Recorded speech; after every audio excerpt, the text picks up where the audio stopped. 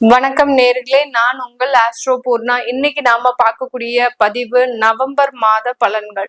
November மாதத்துல இருக்கக்கூடிய கிரகங்களின் கோச்சார அடைவுகள் முதல்ல பார்க்கும்போது, கடக ராசியில குரு பகவான் உச்சநிலை அடைந்திருக்கிறார். சிம்ம ராசியில கேது பகவான், அடுத்து கன்னி ராசியில சுக்கிரன் நீச்ச நிலை அடைந்திருக்கிறார். சூரியனாகப்பட்டவர் துலாம் ராசியில நீச்ச நிலை அடைந்திருக்கிறார். அடுத்து விருச்சிக ராசியில செவ்வாய் ஆட்சி பெற்று புதன் அதோட சேர்ந்து இணையக்கூடிய ஒரு கிரகமாக இருக்கு விருச்சிக ராசியில. கும்ப ராசியில ராகு பகவான் எப்போதும் போல, அடுத்து சனி பகவான் வக்ரத்தன்மையோடு மீன ராசியில இருக்கிறார். இதுதான் இந்த மாதத்துல இருக்கக்கூடிய கிரகங்களின் அடைவுகள். இந்த மாதத்துல கிரகங்கள் எந்தெந்த கிரகங்கள் வக்ரத்தன்மை அடைகிறது அப்படின்றத பார்க்கலாம். ஏன்னா இந்த மாதத்துல கிரகங்கள் வக்ரத்தன்மை அடையக்கூடிய ஒரு அமைப்புன்றது அதிகமாக இருக்கு. அதனால கிரகங்கள் ஆகப்பட்டது அந்த புதன் ஆகப்பட்டவர் 12ஆம் அதாவது 10ஆம் தேதி நவம்பர் மாதம் இந்த புதன் வக்ரத்தன்மையை அடைகிறார். 12ஆம் தேதி குருவாகப்பட்டவர் உச்ச நிலையில் இருந்து தன்னுடைய வக்ரத்தன்மையை அடைகிறார். இந்த 2 கிரகங்கள் வக்ரத்தன்மையோட இருக்கிறதோட இன்னும் 3 கிரகங்கள் ராகு கேது எப்போதுமே வக்ர கிரகங்கள், சனி பகவான் வக்ரத்தன்மையோட இருக்கிறார் ஆல்ரெடி. இது எல்லாமே மொத்தம் 5 கிரகங்கள் இந்த மாதத்துல வக்ரத்தன்மையோட இருக்குது. இந்த மாதத்துல கிரகங்களின் பயிற்சிகள் ஏதாவது இருக்குதா அப்படின்னு கேட்டோம்னா, இந்த சுக்கிரனாகப்பட்டவர் மாதம் பிறந்த உடனே 3ஆம் தேதி தன்னுடைய நீச்ச நிலையிலிருந்து தன்னுடைய சொந்த வீடான ஆட்சி வீட்டிற்கு துலாம் ராசிக்கு பயிற்சியாகி வருகிறார். அடுத்து இதே மாதத்துல இறுதியில 24ஆம் தேதி அதாவது 26ஆம் தேதி நவம்பர் மாதம் தன்னுடைய ஆட்சி வீட்டில இருந்து தன்னுடைய 2ஆம் வீடான அந்த விருச்சிக ராசிக்கு அந்த சுக்கிரனாகப்பட்டவர் பயிற்சியாகிறார். சூரியன் 17ஆம் தேதி நவம்பர் மாதம் அந்த தன்னுடைய நீச்ச வீட்டுல இருந்து விருச்சிக ராசிக்கு பயிற்சியாகி போகிறார். இதுதான் இந்த மாதத்துல இருக்கக்கூடிய கிரகங்களின் தன்மைகள்.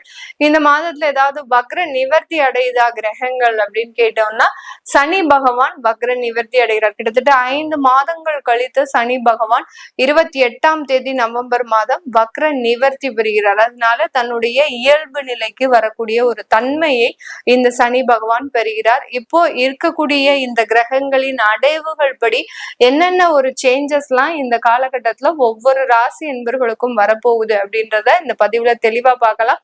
இந்த சேனலை சப்ஸ்கிரைப் பண்ணாதவங்க சப்ஸ்கிரைப் பண்ணிக்கோங்க. பெல் பட்டன்ல ஆல் ஆப்ஷன் சூஸ் பண்ணிக்கோங்க. துலாம் ராசி அன்பர்கள், நீண்ட நாட்களாக இருந்த பிரச்சனைகள் எல்லாமே இந்த நவம்பர் மாதத்துல இருந்து உங்களுக்கு நிவர்த்தி அடையக்கூடிய ஒரு நேரம். ஏன்னா உங்களுடைய ராசி அதிபதி உங்களுடைய ராசிக்கே பயணிக்க போறாரு. அதனால சுக்கிரன் அப்படின்றது வர்றதுனால கண்டிப்பாக வருமானத்துல ஒரு நல்ல ஒரு மாற்றங்களை அமைக்கிறதுக்குண்டான ஒரு நேரமாக தான் இந்த நவம்பர் மாதம் இந்த துலாம் ராசி அன்பர்களுக்கு இருக்கும்.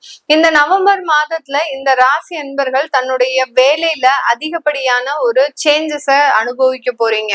புதிய வேலையில போய் சேர்ந்திருந்தாலும் அங்க ஒரு நல்ல ஒரு டெவலப்மெண்ட், நல்ல ஒரு உங்களுக்கு ஒரு அங்கீகாரம், நல்ல ஒரு வருமான உயர்வு, போய் ஒரு 3 மாசத்துலயே நல்ல ஒரு வருமான உயர்வு அப்படின்றத அனுபவிக்கக்கூடிய ஒரு நேரமாக தான் இந்த துலாம் ராசி அன்பர்களுக்கு இருக்கும். அதே சமயத்துல அரசாங்க உத்தியோகத்துல வேலை பார்க்குறீங்க அவங்களுக்கு எல்லாம் உங்களுக்கு ஒரு நல்ல ஒரு ப்ரமோஷன்ஸ், அதாவது இது வரைக்கும் எதிர்பாராத, நீங்க எதிர்பார்த்த ப்ரமோஷன் வேற, ஆனா அவங்க உங்களுக்கு கொடுக்க போறிய ஒரு ப்ரமோஷன்ன்றது நல்ல ஒரு எதிர்பாராத ஒரு அந்தஸ்தை கொடுக்கக்கூடிய ஒரு பதவி உயர்வாக தான் இருக்க போது இந்த துலாம் ராசி என்பர்களுக்கு. அந்த அளவுக்கு வேலையில இருக்கக்கூடிய பல மடங்கு பிரச்சனைகள் குறைந்து, எந்த அளவுக்கு ஒரு ப்ரெஷரைஸ்டா ஒரு ஒர்க் பண்றீங்களோ அந்த அளவுக்கு அந்த ஒர்க்கினுடைய பளு எல்லாமே குறைஞ்சு நல்ல ஒரு அங்கீகாரம், பதவி உயர்வு, வருமான உயர்வு இது எல்லாத்தையுமே அனுபவிக்கக்கூடிய ஒரு நேரமாக தான் இந்த துலாம் ராசி என்பர்களுக்கு இருக்கும். வேலை சம்பந்தப்பட்ட விஷயங்கள்ல நல்ல வளர்ச்சிகள் இருந்தாலும் தொழில் சம்பந்தப்பட்ட விஷயத்துல ரொம்ப ஒரு அத்தியாவசியமான சில பொருட்களினுடைய பற்றாக்குறையினால அந்த தொழிலை எடுத்து நடத்த முடியாத அளவுக்கு சில பிரச்சனைகளை சந்திக்கக்கூடிய ஒரு நேரமாக இருக்கும். இப்ப ஏதாவது ஒரு உற்பத்தி செய்யக்கூடிய ஒரு தொழில இருக்கிறீங்க அப்படின்னா அதனுடைய பொருட்களினுடைய பற்றாக்குறைன்றது அளவுக்கு அதிகமாக இருக்கும். கிடைக்க வேண்டிய நேரத்துல கண்டிப்பாக கிடைக்காது.